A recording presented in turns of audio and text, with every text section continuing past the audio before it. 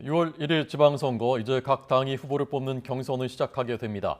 그런데 안심번호 방식으로 실시가 되는 여론조사를 못 믿겠다라는 주장이 나오고 있습니다. 특정 지역 유권자의 속마음을 물어보는 게 지방선거 여론조사의 관건인데 투표권이 없는 다른 지역 유권자도 여론조사에 응답할 수 있다는 겁니다. 이게 무슨 이야기인지 취재기자 연결해서 자세히 알아보겠습니다.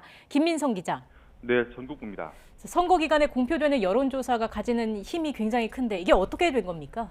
네, 여론의 흐름을 보여주기도 또 여론의 흐름을 바꿔놓기도 하는 게 바로 선거를 앞둔 기간에 실시되는 여론조사가 가진 힘이죠.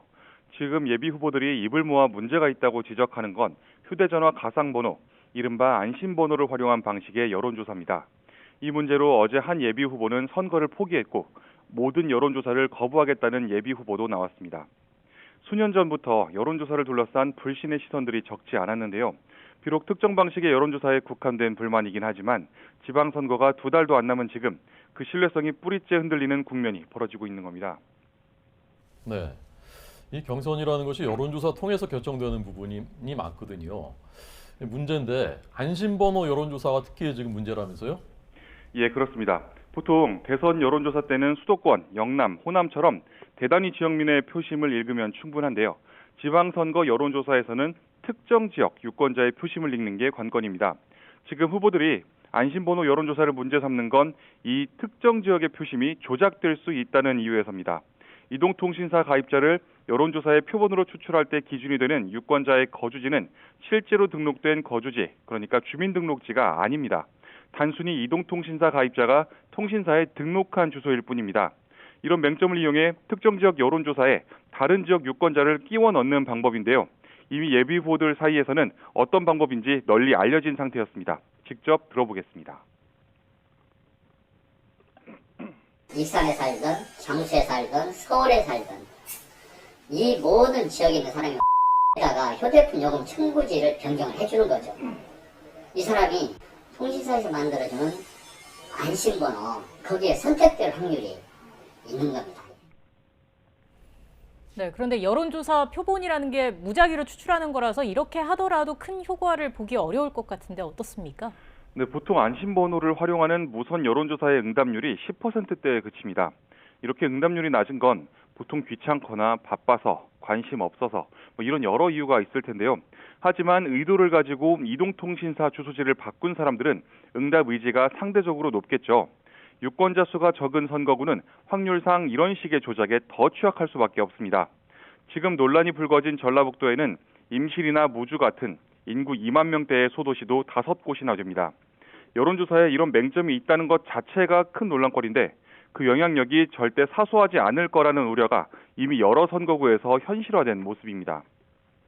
네, 2만 명 인구인데 예컨대 몇천 명을 옮겨준다 이러면 이제 전체 판세를 이제 바꿀 수 있는 것이거든요. 그래서 현실화되고 있다고 하셨는데 이런 브로커가 지금 뛰고 있다는 주장이 있다면서요? 네, 그렇습니다. 어제 한 예비 후보가 기자회견을 열고 녹취 파일까지 공개했는데요. 이런 조작을 대규모로 해줄 테니 대가를 약속하라는 요구가 있었다고 합니다. 변조한 게 브로커의 목소리입니다. 직접 한번 들어보겠습니다. 앞에 과장자리 5개 주고 이런 것도 고민해봐야 된다고. 접든지 아니면은 대통령 도움 없이 가든지 이렇게 가는 게 맞을 것 같습니다. 그래 심각하게 고민해봐 그럼. 아직 당선은커녕 공천도 받지 못한 예비 후보에게 인사권을 요구하는 건데요.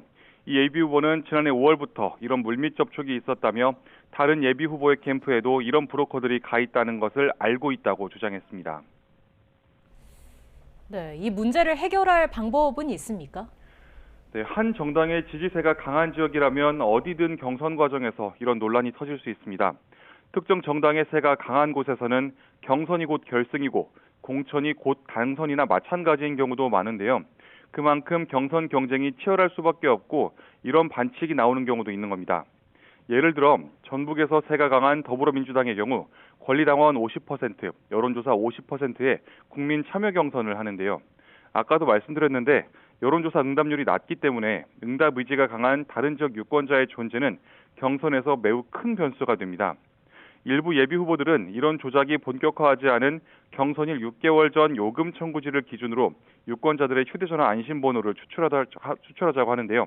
현행법상 실현 가능성이 크지 않습니다.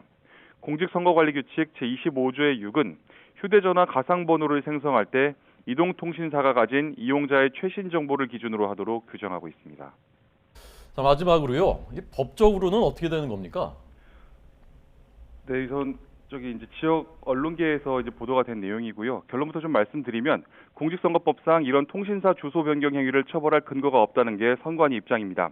경찰도 우선 관련 첩보를 수집하고 있는데 어떻게 접근할지 고민 중인 것으로 보이고요.